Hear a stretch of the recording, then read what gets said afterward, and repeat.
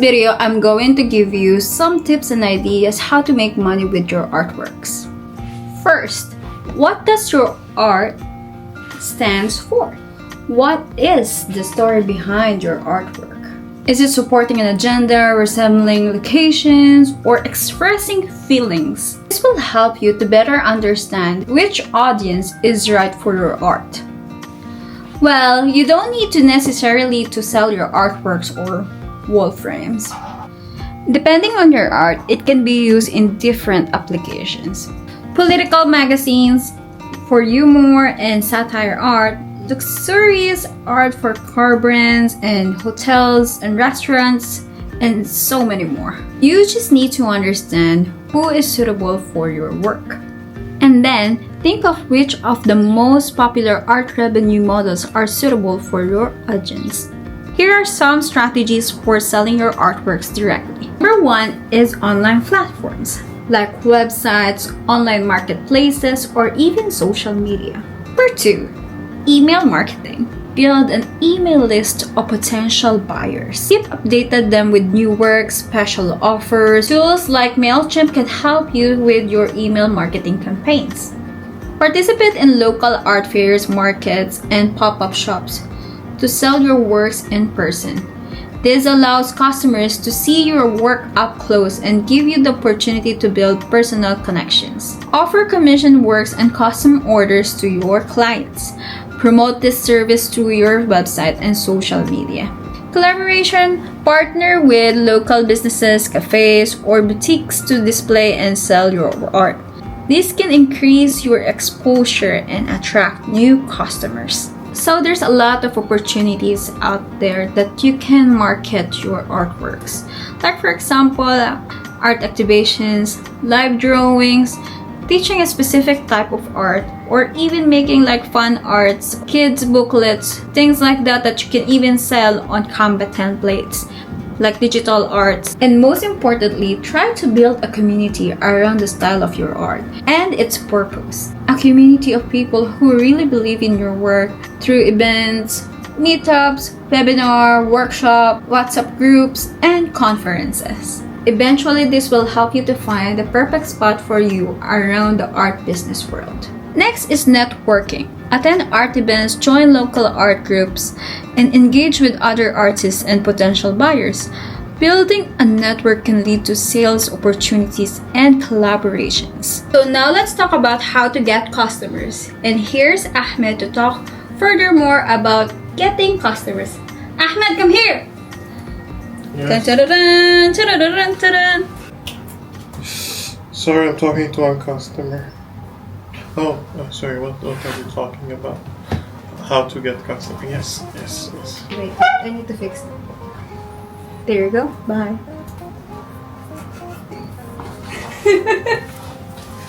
I'm back again, like in the last video. I need to make orders. Bye. Okay. In order to make customers, you need to be confident in yourself. Customers are not made, they're earned. They're earned by the beauty of your brand identity and what your brand stands for. If you're solving a pain for them, they will come flocking to you. Jokes aside, you need to boost. Paid ads is the way. 2024, most things are sold through paid ads. But you need to have a proper Instagram and funnel strategy. Most of the time, we are looking to acquire new customers, top of the funnel, right, by paid ads. And then we need to correctly track what's happening after that in order to get your first customer purchasing. And that's where everyone fails. It's very easy to boost an ad, drive traffic to your website or an app, but it's very hard to convert in the following steps. That is because you lose people after they land on your website. And then all you see is, hey, I saw that 100 people visited my website, but I don't know why. No one is buying anything. And that's the number one challenge that all startups face. And the reason why they can never fix it is they don't have a proper reading of what's happening after that stage, after people land on the website. But here are a few things that you need to look at. First of all, I want you to experiment how many clicks does it take to make a single sale, right? So from the moment I land on your page, you need to count how many clicks do I need to make in order to check out and make my purchase.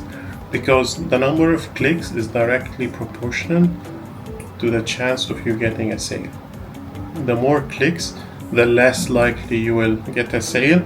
The less clicks, the more likely you will get a sale. I think that's inversely proportional. Anyways, you get the idea. Second thing is, you need to understand something important called the bounce rate. If 100 people are visiting your website, your basic analytics, let's say you're using Shopify, Wix, or whatever, it will show you how many visitors you got. It's not showing you how many stayed on your website. This is why you need something like Google Analytics to tell you the truth. The bounce rate will judge your landing page or where your ad is driving traffic to. So if your bounce rate basically means out of 100 people, how many are leaving the page instantly without doing any action, just like a ball that bounces off a wall, then where they are landing is not really hooking them or catching their attention. It is that first 3 seconds when you open a website that judges your experience, that judges whether that customer will stay or leave. If, for example, your page is taking over 3 seconds to load even in the first place, most people will bounce, even if your website is amazing. If they stay and they see a message that doesn't really relate to what they were expecting, they will bounce. And this is mismatch in expectations. It could mean that you advertise something and your website shows something else. There's some misunderstanding that happened. It could also be a wrong audience. They can click on an ad, they come, but it's not what they expected, it's not something they use. And it can happen in so many ways that you don't expect. You can run an ad, people misunderstand it, they think it's something, they go, and then they are the wrong audience for that product. If they stay and they continue, your bounce rate will drop, but that doesn't mean that you will get your first sale, because after some time you will say, look, I'm getting 100 people, my bounce rate is low, and on average you're looking for 40 to 60% bounce rate. When you're doing paid ads, you want it to be somewhere around 75%. That is because push traffic by paid ads that is not organic is actually usually have higher bounce rate than usual. But organically, if you have regular visitors after some time of being in the market, that bounce rate should settle down somewhere around 35 to 60%, depending on your industry. Now, if the bounce rate is, you're getting enough traffic, your bounce rate is low. So let's put it this way. If you're getting enough traffic, that means your ad is good. If your bounce rate is low, it means your landing page is good. But you need to continue checking bounce rates on each and every page through your funnel all the way to the checkout. If they're viewing a collection, if they're viewing a product page, where are they leaving? Upfront factors is the product grid on your collection page very clear? Can they see the images properly? When they see a collection, is it easy to filter and sort to find exactly the product that I'm looking for? These are things you need to think about. And you need to have some video analytics tool like Hotjar that can show you exactly what's happening by screen recording of the customer, so you can see if there is a glitch, if there is a bug, if they're getting stuck somewhere. Additionally, let's say your collection page is good and now you go to your product page. If the product page is bad, then that is because lack of description, lack of images in the product image gallery, lack of sufficient details to make a decision. For example, you need to make sure that people know at least specifications of the product. Do not underestimate or assume that people would know things even if it's trivial, like the size, the length, the height, the weight, the material, the color, and so on and so forth. Be sure your images are not misleading, and make sure that the purchase and buying button is very clear and straightforward and easy to access. And sometimes, if possible, you want your buy button to be available even from the collection pages, such that when I hover over one of your products in the grid, I can see a buy button and immediately buy. I don't have to keep opening each product and buy, because that's what I was talking about in the number of clicks. So the less clicks I need to make a purchase, the more likely I'm going to purchase. On the product page, one thing that makes a huge difference that you need to make sure that you have Apple Pay, Samsung Pay, and for that I highly recommend having a Stripe integration, because they are the ones who are providing it in a very seamless way. Stripe is the payment gateway. Finally, if your customer is reaching checkout and you can see that and they're not purchasing anything, it could be due to misunderstanding or unexpected fees that popped up. That is like they did not expect taxes. They because they're from a different country and maybe they ordered something internationally, or it's a digital product and you're charging a tax that they did not expect.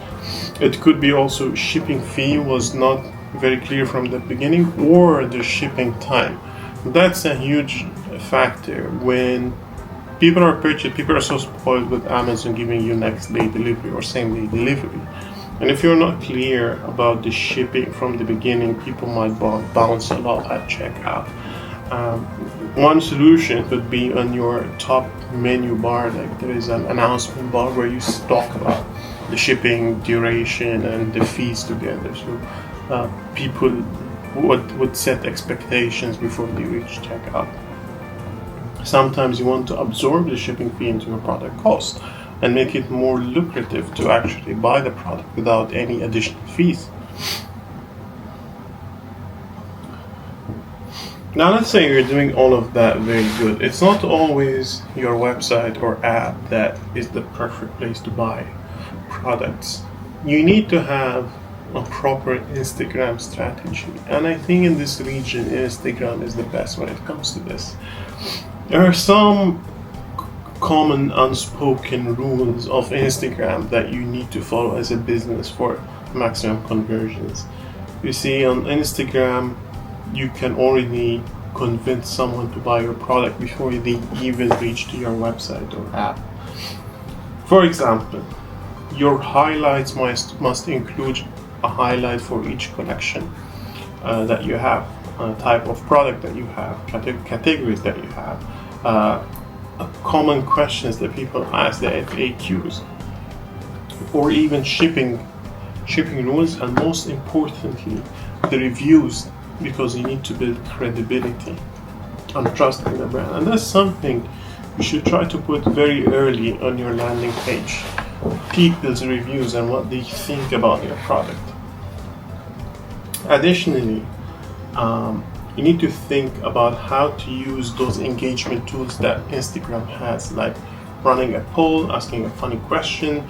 You need to give people value, free value away from your main product. That can be in the form of entertainment, like memes, for example, posting jokes, or informative posts that, giving them some information. And these two somehow should link up later after some time to your main product that you're trying to sell. Whether it's through humor, through emotion, through information, education, you need to have some posts that are not just selling the product but giving free value to your customer. Finally, reels are king these days. You need to post as many reels as possible. However, it should always link to your brand identity and the story behind your brand. Do not always try to push to sell something. Try to give value to the customer in an educational way, in a funny way, in a humor, in a laugh, in a smile, due to something you posted at least 3-4 times before you push and reel that's trying to sell them something. And finally, highlights. You need to pin your most viral reels to appear on top of your grid so people can always see what are you known for. Alright guys, I think this was some good tips and tricks, and wishing you all the best.